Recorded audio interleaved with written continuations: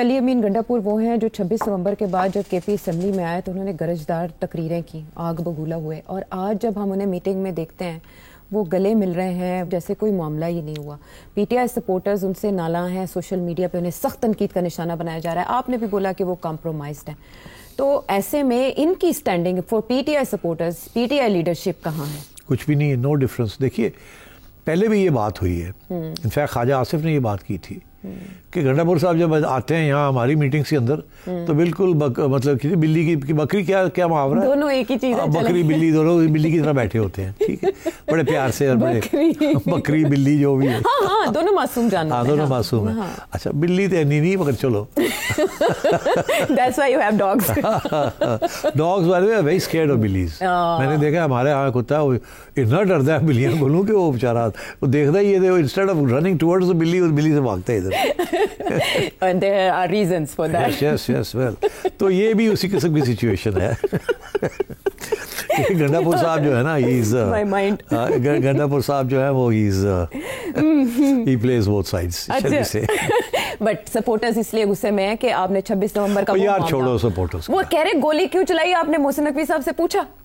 وہ نہیں یار، وہ محسن نقوی کو کی پوچھنا ہے؟ بھائی وزیر داخلہ تھے، ذمہ داری لینی چاہیے، انہیں پوچھنا چاہیے تھا ان سے۔ وہ تو کہہ رہے تھے گولی نہیں چلائی، تو پھر وہ کو کہہ رہے ہیں کہ ہم نے جو آپ کے خلاف ایک وہ پتہ نہیں، یہ تو کہا نہیں ہوگا کہ آپ کے خلاف تو ہم درخواست لے کر گئے ہوئے ایف آئی آر کی۔ وہ اپنی جگہ پہ ہے، یہی تو محسن نقوی کہنے گیا ہے کہ وہ اپنی جگہ تھے، جفی پانا اپنی جگہ تھے۔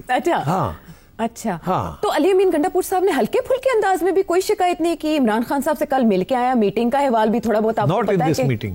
اچھا Not in this meeting. اچھا This meeting was focused on two things. ایک یہ کہ قرم کا کیا کرنا ہے، تو میں تمہارے ساتھ ہوں، اگر وہ نہیں مانتے تو پھر ٹھیک، that's where I come in. ٹھیک ہے، رینجرز تو میرے پاس ہے نا، اگر وہ سیدھے نہیں ہوتے تو we'll sort them out. اور دوسری چیز یہ ہے and we can't afford to let it be like this. بہت ہو گیا ہے، ٹھیک ہے نا، آپ کو بھی نقصان ہے، ہمیں بھی نقصان ہے، سب کو نقصان ہے۔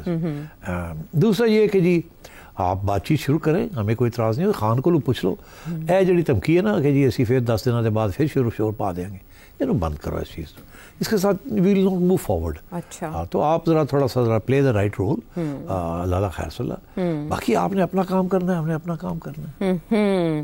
چلیں مجھے آپ کے اس انالیسس سے دو باتیں تو کلیئر ہو گئیں۔ ایک تو یہ کہ 23 دسمبر کو جو 190 ملین پاؤنڈ اسکینڈل کا فیصلہ آنے والا ہے، اس کا ان مذاکرات یا بات چیت یا ڈائلاگ پہ کوئی اثر نہیں ہونے پڑ سکتا ہے، مگر کہا یہ جا رہا ہے ان کو کہ سمجھیں، ہاں انڈرسٹینڈ کریں سچویشن کو، یہ چلتی رہیں گی چیزیں، لیکن ادھر سے آپ ہمارے ساتھ معاملات ٹھیک کر لیں۔ نہیں ہم تو کب سے کہہ رہے ہیں ٹھیک کریں، آپ نہیں کر رہے، آپ نہیں کر تو سوچ لیں۔ ہاں تو اب آپ پھر یہ کہہ رہے ہیں 10 دن کے بعد آپ فیصلہ کریں گے سول ڈس اوبیڈینس کا، یہ چھوڑ دیں۔ اوکے، اس لیے 10 دن مؤخر کرنے کی بھی بات چل رہی ہے۔ اچھا یہ چھوڑ دیں۔ تو یعنی ان شارٹ میں یہ سمجھوں کہ اسٹیبلشمنٹ کے ساتھ مذاکرات کا یا بات چیت کا آغاز ہو گیا انڈائریکٹلی؟ نہیں دیکھیے، آئی ووڈ ناٹ سے دیٹ، آئی ووڈ ناٹ سے، مذاکرات تو بھی شروع ہی نہیں ہوئے، ابھی تو یہ ڈسکس ہو رہا ہے کہ اگر مذاکرات کرنے ہیں تو کیا کنڈیشنز ہونی چاہیے۔ اچھا مذاکرات سے پہلے کچھ طے ہوتا ہے نا کہ مذاکرات کریں گے تو کیا ہوگا، ایجنڈا کیا ہوگا، کون کرے گا، اس میں کیا باتیں ہوں گی، آئٹمز کیا ہیں جو ڈسکس کرنے ہیں، اور یہ کہ آپ کا رویہ کیا ہوگا باہر اور اندر، اور ہمارا کیا ہوگا باہر اور اندر۔ تو یہ چیزیں انہوں نے اشارہ کیا ہے کہ مذاکرات کے لیے ہم تیار ہیں۔ ٹھیک ہے، آپ کو ایک کمیٹی بنائی ہے، ویری گڈ، آپ کو کہا ہے اسپیکر نے ان کے پاس جائیں، پارلیمنٹ کے اندر ہی ہونی چاہیے، اسپیکر سے بیٹھ کے طے کریں، اور یہ ہے کہ پھر اس کو آپ لوگ ڈیریل نہ کریں۔ آپ ڈیریل کر دیتے ہیں، خان صاحب ڈیریل کر دیتے ہیں، جب وہ ایسی باتیں کر دیتے ہیں، اور بشرا بی بی آ کے کچھ ایسی باتیں کر دیتی ہے کہ وہ ڈیریل ہو جاتی ہے۔ اور آپ لوگوں کا مسئلہ سب سے زیادہ یہ ہے کہ آپ تو اپنے لوگوں میں اعتماد نہیں ہے۔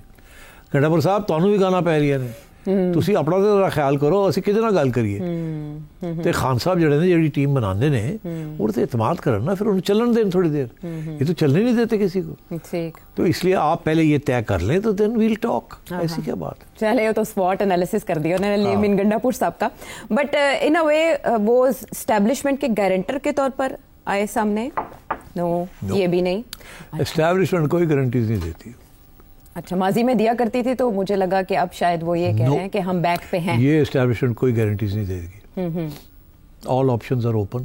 اچھا، بیکاز یہ اسٹیبلشمنٹ سمجھتی ہے کہ یہ ایک اسٹرانگ وکٹ پہ ہیں، وہ سمجھتے ہیں خان کمزور ہے، ہم تکڑے ہیں، جو تکڑا ہوتا ہے وہ گارنٹی تو نہیں دیتا نا. تو یاد ہوتا نا کہ ان کو احساس ہوتا کہ ہمارے نہیں ہیں جتنے ہم سمجھتے ہیں, مگر نہیں, یہ ایکچولی سمجھتے ہیں ہم بڑے تکڑے ہیں. اور 26 کے بعد ہوئے نہیں, 26 نومبر کے بعد تھوڑا بہت تو ہوا ہے نا. 26 کے بعد یہ اتنے تکڑے نہیں ہوئے جتنے وہ کمزور ہو گئے. جی فرق ہے نا. ٹھیک, انڈرسٹینڈ کر. ان ریلیشن ٹو اسٹیبلشمنٹ تو وہی ہے جہاں پہلے کھڑی تھی.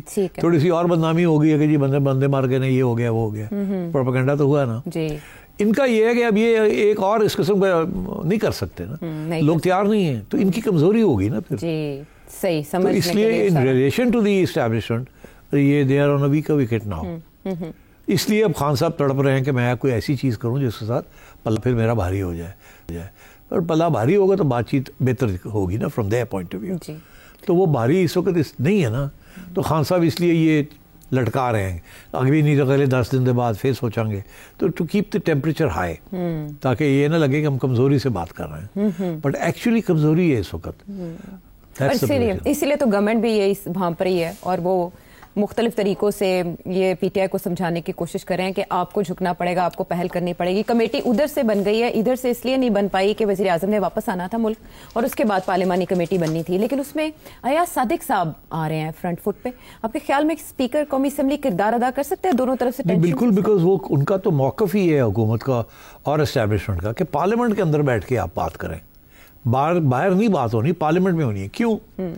کیونکہ جب پارلیمنٹ میں ہوگی تو انڈائریکٹلی اس کا یہ مطلب ہے آپ تسلیم کرتے ہیں نا legitimacy of parliament and elections.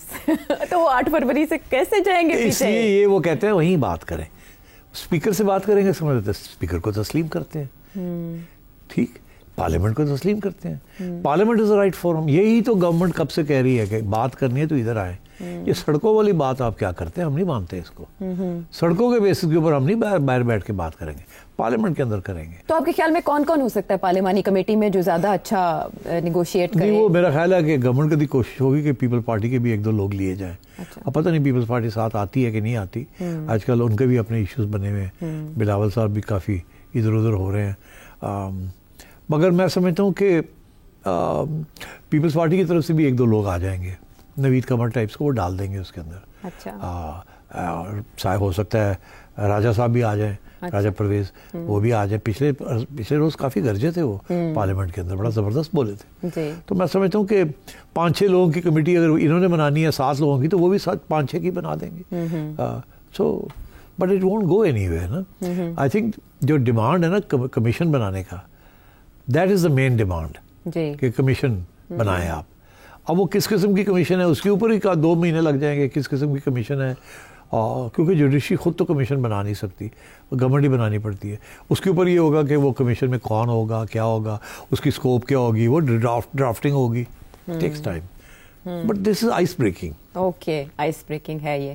وہ جیسے 4 حلقوں کے معاملے پر ہوا تھا تب بھی یہی معاملہ چلا تھا, اور اس کے بعد کیا ہوا تھا. بہرحال آپ نے کہا بلاول بھٹو زرداری صاحب ادھر ادھر ہو رہے ہیں, تو مولانا بھی تو ادھر ادھر ہو رہے ہیں, اور انہوں نے تو وہ جوائنٹ سیشن والی بات کو بھی رد کر دیا تھا. ہاں, بڑی انٹرسٹنگ بات ہے کہ گورنمنٹ نے بھی, جیسے کہتے ہیں نا انگریزی کا محاورہ ڈگ یور ہیلز ان, مطلب وہ بھی اڈی جڑی ہے نا جما لی کہ جی یہ جو قانون پاس ہوا ہے جس کے اوپر زرداری صاحب نے آبجیکشنز لگا دی ہیں, اس کو اب چھوڑ ہی دیں آپ.